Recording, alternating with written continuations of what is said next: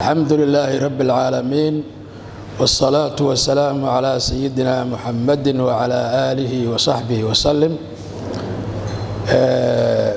habeen wanaagsan akhyaarta madaxda jaamacadda ummadda macallimiinta bahda sharciga ardada sharafta leh ee caawa qalin jebinaysa dhammaantiin waxaan idinku salaamayaa salaanta islaamka assalaamu calaykum waraxmatullaahi wabarakaatuh. caawa hadde munaasabad la arkaba waxay leedahay maqaalkeeda likulli munaasaba maqaalaha caawada hadda halkan waa hambalyo iyo duco marka waxaan u hambalyaynayaa ardada nasiibka badan oo soo gabagabaysay marxaladii labaad ee barashada sharciga. aniga runtii waa isla joognay hal semester isla joognay dad mas'uuliyiina oo laftoodu aqoon-yahano sharci ahay laakiin cilmi lagama dhargo inay wax saaisadaan ay wax kororsadaan bay u joogeen maahe dad mas'uuliyiina oo hadda hay'ado sharci ama hay'ado sharci fulin ka shaqeeya ayay ahaayeen dad aad u qiimo badan ayay ahaayeen dad marka horeetaba khalfiya ama background oo sharci lahay ahaayeen hadda cilmi lagama dhargo haddana waxay sii kororsadeen natiijadoodii ay gaareen waxaan leeyahay iyaka hambalyo. waxaan kaloo halkan uga mahad celinayaa maamulka jaamacadda ummadda oo iyaku programkan postgraduate programka markay ku guuleysteen aasaaska iyo dib u soo noolaynta jaamacadda haddana sii tallaabsaday ee ku soo kordhiyay programkan postgraduate programka ilaa master sii diyaariyey. waa idinkana waxaan leeyahay mahad oo idinka gaarto waad soo celiseen jaamacadda ummadda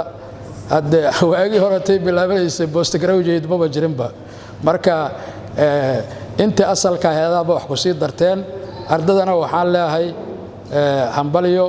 intaas ka sii wada PhD-da ku sii dara haddaba idinkoo shaqaynaya intaan soo gaarteen waa ka sii badi kartiin aad iyo aad u mahadsantihiin hambalyo hambalyo. jaamacadda ummadda Soomaaliyeed madaxa graduate-ka jaamacadda ummadda madaxa qaybta graduate-ka looga macallimiinta sharafta leh jaamacadda ummadda marti sharafta ka soo qayb gashay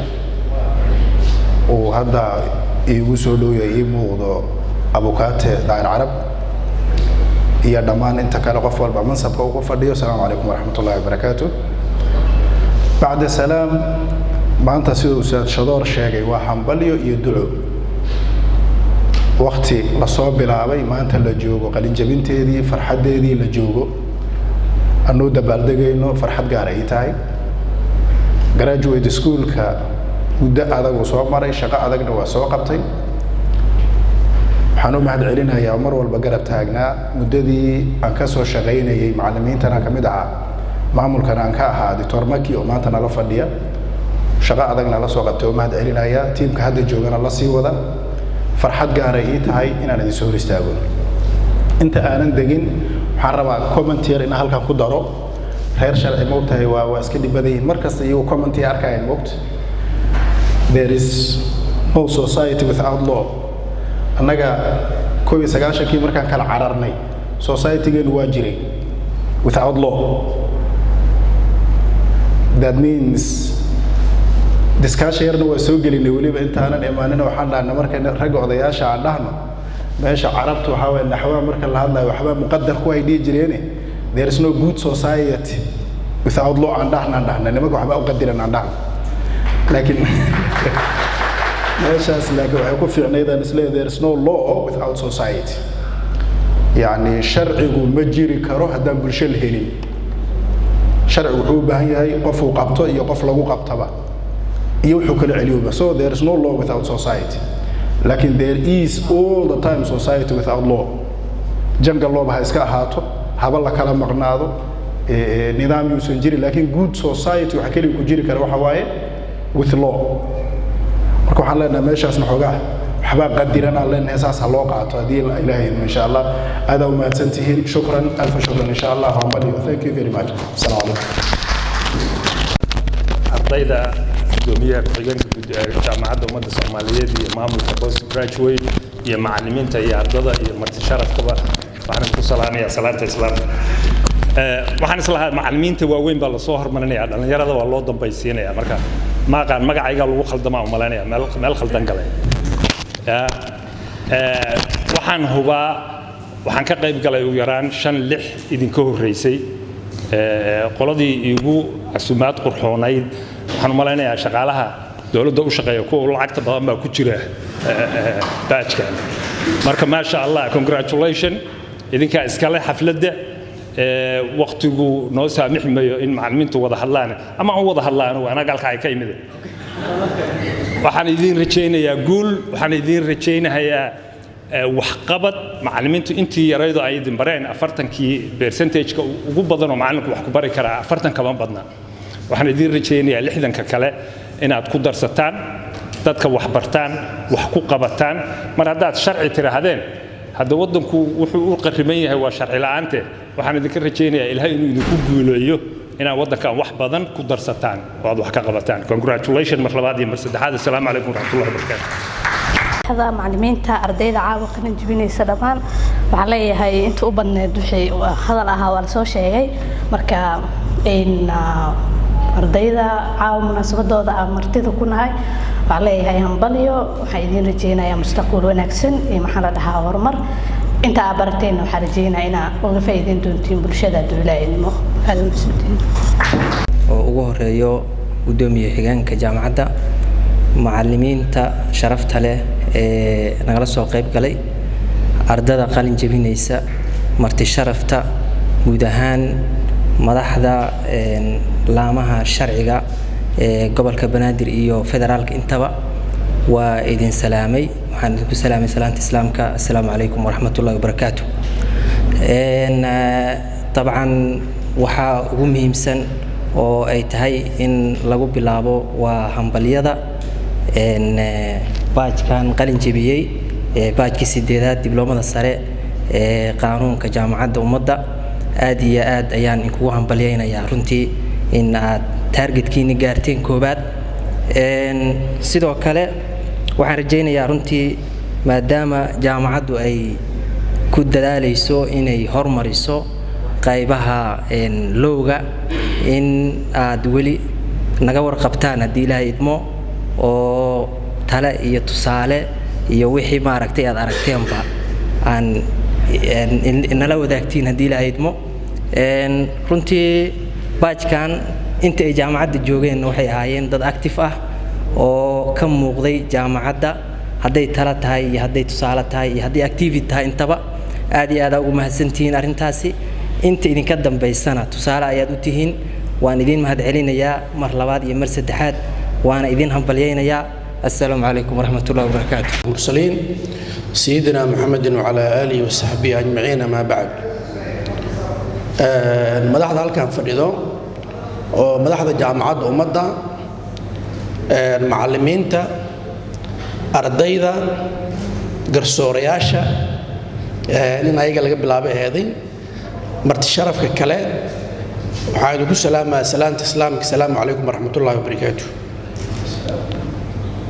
سلام كدب مركب كوباد وحنو همبلين يا أرضيدا قالن جبسي براتي دبلومات السرة جامعة أمة الصوماليات شرعها برشديسة وحا كجر عقبة بدن سنة قدام بيسي دور جامعات وجامعة أمة وهي كمتهاي ayaa juhdi badan ku bixiyay inay hormariyaan barashada sharciga arintaas annaga waxaan ka nahay marxaati sababtoo ah sanad kasta waxaan u yimaado ugu yaraan 200 oo arday oo ka soo qalin jibisay jaamacadaha dalka oo rabo inay qareeno noqdaan inta aanan tababarka u furin waxaan la sameynaa waraysi interview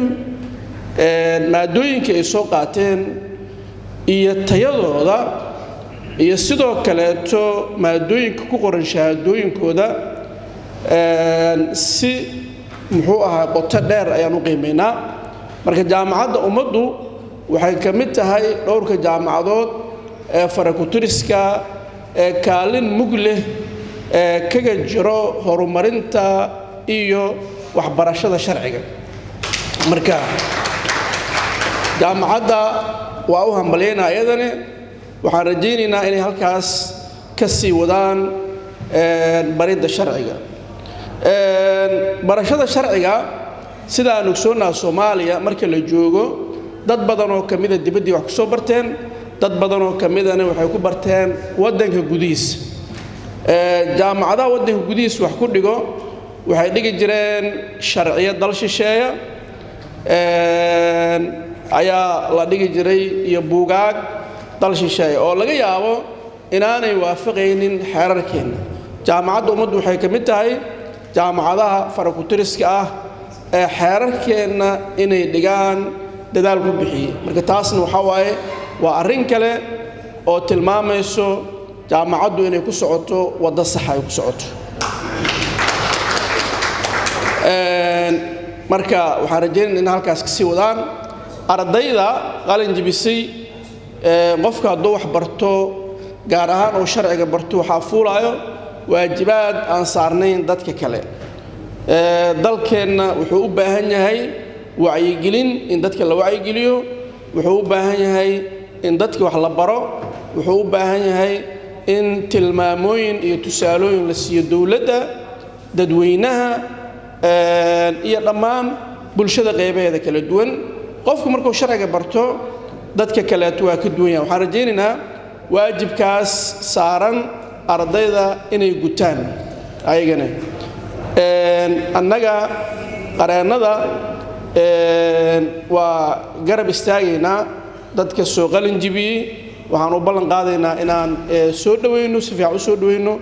inay garyaqaano noqdaan cid alla cidda shuruudaha soo buuxiso waa soo dhaweynaynaa waxaan u rajaynaynaa horumar iyo guul ardayda qalin jibisay iyo guud ahaan jaamacadda ummadda asalaamu calaykum waraxmatullaahi wabarakaatuh العالمين وصلى اللهم على نبينا محمد وعلى آله وصحابته أجمعين marka koobaad ilaahay baa subxaanahu wa tacaala mahad leh awoodiisa iyo ludfigiisa iyo naxariistiisa inoogu suurtageliyey inaynu isku nimaadno hoolkan marka kale waxaa mahad leh madaxda kala duwan ee ka soo qayb gashay munaasabadan qalinjabinta ardayda dibloomada dufcada sideedaad ay ku qalinjabinayso qof kastaba maqaamkiisa iyo mansabkiisa iyo ayaan ku salaamaynaa waxaan is leeyahay sida hore loo yiri meel kastaba waxay leedahay eray ku habboon marka koobaad ardayda ay suurtagal ka dhigay inaynu meesha iskugu nimaadno waxaan leenahay hambaliyo waqtigii aad waxbaranayseen waxbarashada geliseen wuxuu ahaa waqtiyadiina waqtiga ugu wanaagsan maxaa jira qofka wax uu waqti geliyo wax ugu habbooni badan waa inuu aqoon naftiisa geliyo waa in uu meeshii uu shalay joogay uusan joogin oo meel ka wanaagsan uu tago waa in uu qofka bani aadamka leeyahay higsi iyo tadallucaad uu leeyahay shalay meeshan aad joogtay halkaas aadaysaa culumta dadka bani aadamka ay bartaan ayadoo cilmi kasta uu ku soo arooraya bani aadamka inuu adeego bani aadamku waxaad garanaysaa karaamada iyo sharafka uu leeyahay aqoonta kala duwan ee bani aadamku uu barto kulligeed waxay ku soo arooraysaa bani aadamka inay u adeegto qofka qaanuunka baranaya shareecada baranaya hadafkiisu waxa weeye marka laga tago asagu inuu isku anfaco oo markuu bulshada dhex tago waxa weeye inuu wanaag bulshada dhexdeeda ka sameeyo qofka baranaya culumta kale ee maxaan ku raadayay sayniska ana ayadana waa sidoo hadafkiisu waxa weeye qofka bani aadamka inuu noqdo qof markuu adduunyada joogo si wanaagsan u nool si sharafna u nool culumta aad barateen waxaan isleeyahay bilow ma ahayn oo idinka oo laga yaabo noloshaasi oo aqoontaasi inaad ku shaqaynaysaan iyaad waxaad go'aansateen inaad aqoontiinii mid kale ku sii ziyaadisaan walaalayaal waxaa la yidhaahdaa qofku inuu maadada cilmiga barto oo si fiican u xafido oo nusuusta qaanuunka uu barto cadaalad ma keentaa macnaha qofku inuu qaanuunka barto oo xeerarka uu barto xeerarka barashadooda laftoodu waa muhiim laakiin waxaa ka sii muhiimsan qofka bani aadamka damiirkiisa macnaha qofka bani aadamka gudihiisa wax ku jira qofka bani aadamka arintaani inuu leeyahay ilaahay baa subxaanahu wa tacaala kugu taalacanaya ilaahay baa kuu jeeda haddii aad samayso garsoor wanaagsan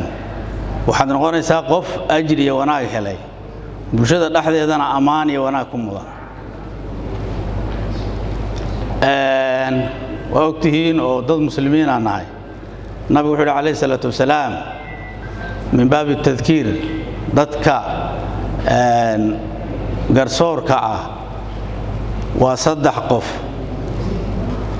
labo nacuudu billaahi waxaa laga yaabaa inay halaagsanoo naar galaan ayna naar ku galaan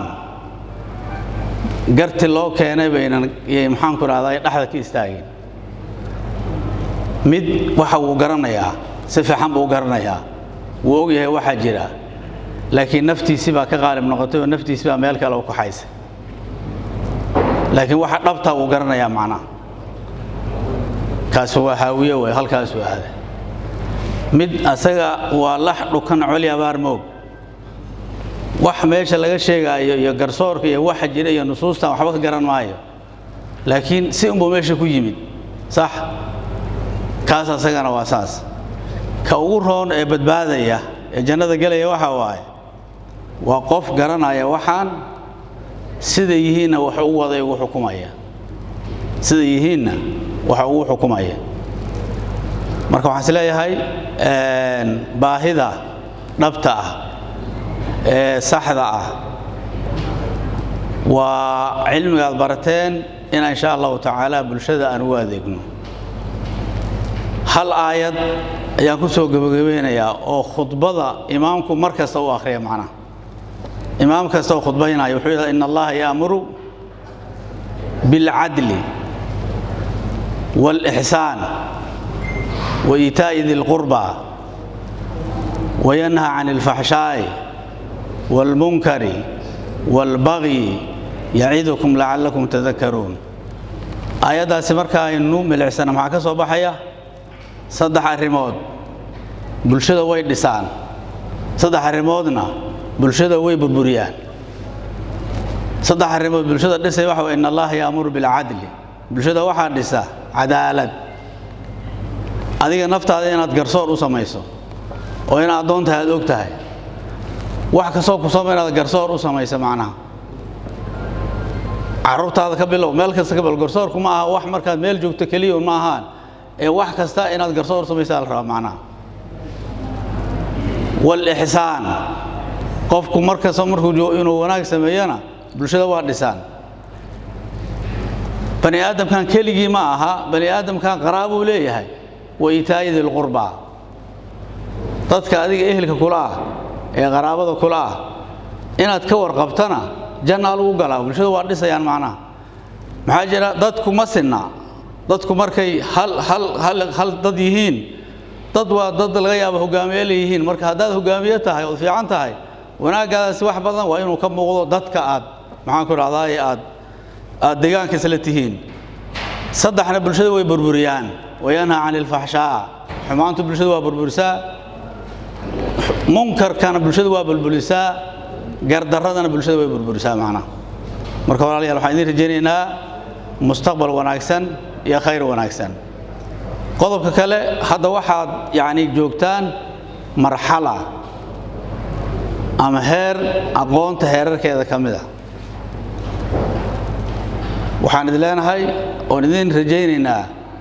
inaad meesha ku istaagine aad hore u sii wadaan maxaa jira qofku markuu meesha uu joogo ku sii daro wanaag iyo khayr buu sii ziyaasaday macna jaamacadana waxaa leenahay ayadana maamulkeeda iyo macallimiinteeda iyo waxeeda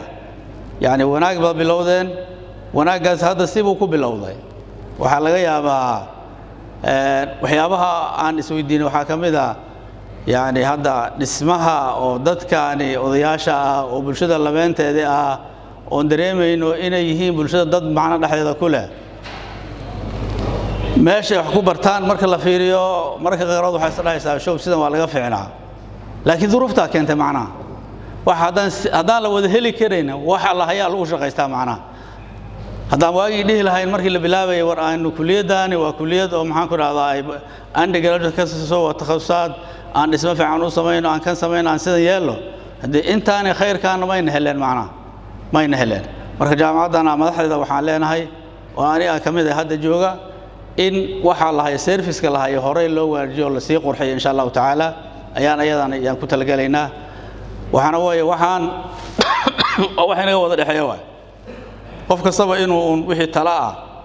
uu ku kordhiyo oo ku biiriyo waay wax yar marka gadaal u laabto dadka marka qaarkood dadka wanaagay sameeyeen in la sheego waa aad u muhiim tahay macnaha barnaamijkan hadda aad ka sharaabteen eed ka biyacabteen ee shahaadada ka qaateen aad ka qaljabinaysaan waxaa hari habeen yani waqti badan geli jiray gabar la yiraahdo professoresa Maryam ayaa waqti badan geli jirtay macnaha haddaan ida gadaal ugu laabto 2014 markii kuliyadda undergraduate la sameynay waan xusuustaayo waxaan idhi war manhajka kuliyadda bal han ka bilowno waxaa la isu keenay dad oo maxaan ku raahdaa qareeno fara badan oo Soomaaliyeed oo xilliga ku jiray iyo kuwa kale oo ayagana macallimiin amaana manhajka la fiiriyay waa la akhriyay waxa la sida laga dhigo jaamacadda ummadda kuliyadaas way jiri jirtay iyada lagu bilaabay intaas maadaama lagu qalin jabin jiray dunida hadda waxba ma ka soo wareegay maxaa lagu darayaa halkaan oo golay waxa waaye waxaan nidinooya waxaad yeelisaan dadkiinaan Soomaaliyeed ee hadda cilmiga yaqaan kuliyadda qof wada hal la keena macnaha kuliyadda ruuxi wadi la hal la keena macnaha way naga shawreen meel bay tageen markii muddo maqneen marin Sheekh Yuusuf bay keeneen macnaha waxa la gabartana kuliyadda wadaysa macnaha waa mar koobaad oo nima Soomaaliyeed waa qoyaana ay tashireen ay yiraahdeen gabar ma hormarina macnaha idan marka waxa loo hormarinayo khayrkeedii aqoonteeda ku jira macnaha marka barnaamijka hadda aan ka sharaabnay ka cabnay manhajkiisa iyo taladiisa iyo fikradiisa soo jeedkiisa ficlan ayada la hadmantaan waxaan la yiraahdaa wadaad wuxuu jecel yahay wadaad ducadaadi wala aqbalay ayada marka amaan iyo sharaf waxa ugu filan in maxaan ku raahdaa fikradda ay sameysay hadda ay socoto waligeed bay soconaysaa insha Allah ta'ala waxana lagu sii daraya marka soo meel joogto lagu sii daraya macnaha waxa kale ayada amaan mudan inaan sheegno jaamacaddan 2012 nin la yiraahdo Maxamed Jumcaale oo marka Canada ka yimid wuxuu watay baabuur jajaban wuxuu aniga marka wasaaradda waxbarashada ka mid ahaa wasaaraddu ugu imaan jiray macnaha waxaan jiray ninkan Canada ku soo khafiifay meeshan muxuu ka rabaa macnaha war adeero meeshan jaamacad Soomaaliyeed jiri maysa maskadiis macnaha qofka moogta bani aadamka haday wax u muuqdaan oo aragti u leeyahay waa muhiim waay خلاص marka warkiisa waa iska watay waa waxa timid dawladii fatradan madaxweyne xasha dawladiisa waa timid nin leeyahay reer wasaare Saacid baa reer wasaare ka noqday oo lafso jaamacad umada ka baxay adiga maalinka dambe intuu wasaaradii ka guuray ayuu qol ka dhaxdegay laba qol guriga hooyooyinka dhaxaysa ma taqaan wuxuu soo hadana ma taqaan qolka uu macnaha degay wuxuu ku soo jeeday darishadiisu laamiga ku soo jeeday laamiguna hadda guriguna darbiga hadda ma lahayn macna banaan buu ahaa macna boor weyn buu ku dhiyo jaamacaddu ummadda ku dhijistay macna asaga laftiisu wuxuu inaga madahay amaani mahad celino yani hadii asagaas fikrada ahayn waxaan haddana jaamacadda marka la isku daro post graduate-keeda iyo undergraduate-keeda waxa laga yaabaa inay dhigato 9,000 oo arday macna 9,000 oo arday waa shaqo qofku ku fikiray alxamdulillah halka maraysa macna marka qof kasta waxa laga rabaa inuu hamiga leeyahay waxaan idin rajaynaa insha Allah ta'ala guul waxaan idin rajaynaa horumar waxa weeye qofka aqoonta leh anaga qofka Soomaaliga ah ee maanta aqoon yeeshay wuxuu inoo yahay wax wanaagsan waa qof Soomaali wax bartay waay qofka hadda Soomaali wax bartayna waa ummad wax baratay waay marka wallahi aad baasantiin guul baan idin rajaynaynaa insha Allah ta'ala waxaana way cilmiga aan baranayna oo hal kelimada ugu dambaysa cilmigaasi hadafkiisu waxa way bulshada lagu adeega waay qabla dalika inagu lafteena inaan maxaan ku dhahdaa aan aad ugu dhaqano way aad baa mahadsantiin assalaamu alaykum warahmatullahi wabarakatuh salatu wassalaam ala rasuulillah ugu horeyn maamulka jaamacadda madaxda garsoorka martida sharafta leh waxaan ku salaamayaa assalaamu alaykum warahmatullahi wabarakatuh salaam kadib waxa ku faraxsanahay inaan ka soo qayb galo xafladan quruxda badan waxaan u mahad celinayaa guddiga qabanqaabada xafladan sharafta leh marka xigta maxkamadaha maadaama aan ka soo shaqeeyay wax badan baa ku faa'iidnay ardada ka soo qalin jabisay jaamacadda ummadda oo qayb ka mid ah hadeer oo aan wada shaqeyn ka dhaxayso ama ha noqdaan kaaliyaal ama xeeralyaal ama garsoorayaal marka waxaa leeyahay hambalyo waxaan rajaynayaa mustaqbal wanaagsan markaas assalaamu alaykum warahmatullahi wabarakatuh alihi wa sahbihi wa sallam ajma'in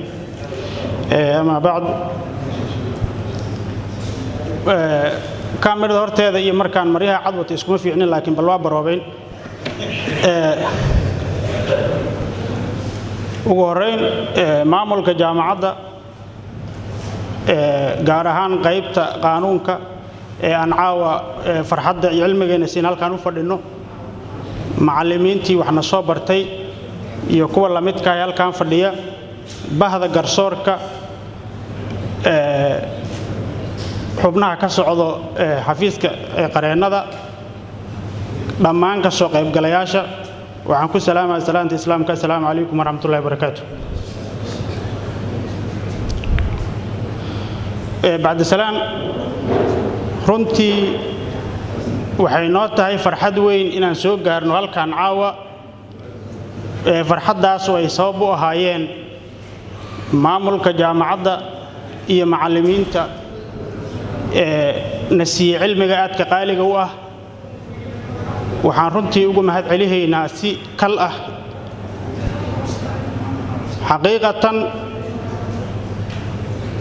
qaybtan aan innaga hadda dibloomaha ka qaadanay caawa halkaan u fadhino runtii waxay muhiim u tahay dawlad dhiska iyo waddada ay dawladnimada Soomaaliya ku socoto iyo dhalinyarada maanta shaqaynayso waa qayb aad muhiim ugu ah oo ka maqneed oo runtii aniga aan garawsaday inay ahayd wax aan u baahanahay oo runtii igu kordheen waxaan caadi ahayn waxaan uga mahad celinaynaa taas maamulkii iyo mataqaanaa khubaradii ay maskaxdooda ka soo maaxatay waxaan sidoo kale u mahad celiyaa si gaara shakhsiyan aniga runtii markii ay bilaabatay koorsadan duruufaha amni aan ku shaqeeyo awgeed waxaa igu adkaaday inaan sii wado diraasada yacni duruufaha ka jira magaalada awgeed dadkii sababta u ahay inaanan ka helin saaxiibaday oon caawa farxadda la qaybsado waxaa ka mid ahaa oon ka caawa mataqaanaa inaan si gaar ugu mahad celiyo ay mudan tahay al-ustaad cabdilcasiis oo taladu isii aheeday maalintaada dhimanaysaa meeshaan wax muhiim ah yaala saaxiibo ha ka harin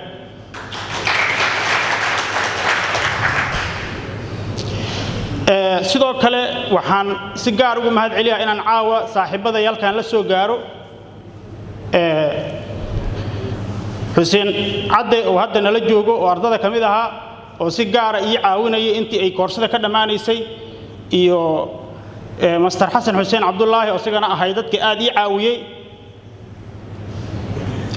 Soomaalidu waxay dhahaan mataqaanaa libaax kasto tahay waxaad u baahan tahay talo iyo cid mataqaanaa maalin walba ku toosiso shaatiga ku hagaajisa waxa sidoo kale ayagana sidaas si lamid ah ii dhiirigeliyo caawa inaan halkan soo gaaro sababteeda wax ka lahaa saaxiibtay marwadeyda koobaad oo caawa nala joogto oo iyadana mataqaanaa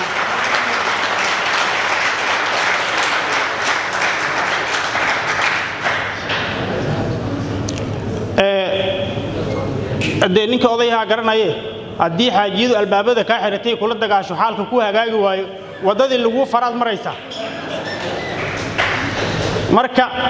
markii aan cabsaday oo duruufta amniga aan jaamacadda xaadir waayo soo jeeday aan jaamacadda ka harayo waxyaabahay mataqaanaa dadaal badan ay bixisoon ka xasuusto inay mataqaanaa ay raadiso YouTube ka gasho kitaabada fiiriso tira adkaartan akhriso waxba arkay maysid soco yani mataqaanaa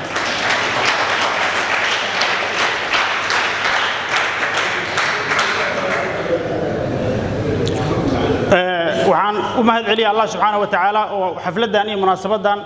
mataqaanaa inaan soo gaaroon ka qayb galo ii qadaray alxamdulillah sidoo kale waxaan u mahad celiyaa waalidiinteedii dhalay oo sabab u noqday jidka waxbarashada iyo inaan dadkan kamid noqdaan caawa halkan wax ka joogo jidkii aan sababta ugu asalsan ugu muhiimsan iska lahaa ugu dambeyntii maamulkii iyo jaamacadda iyo qaybtii kuliyadda qaanuunka gaar ahaan dibloomahan aasaasay annaga aan dufcadii 8aad ka nahay waxaan leeyahay ummadda Soomaaliyeed waxaad u haysaan hawl muhiim ah oo qaaliya oo xagga sharcigana ku ah mataqaanaa wax Soomaaliya ka maqnaa waxaan leeyahay horaha u socoto innagana waxaan uga tegaynaa mahad celintii ugu ballaarneed oo ka soo go'day ka sheelaabta waana mahadsantiin wassalaamu calaykum waraxmatullaahi wabarakaatuh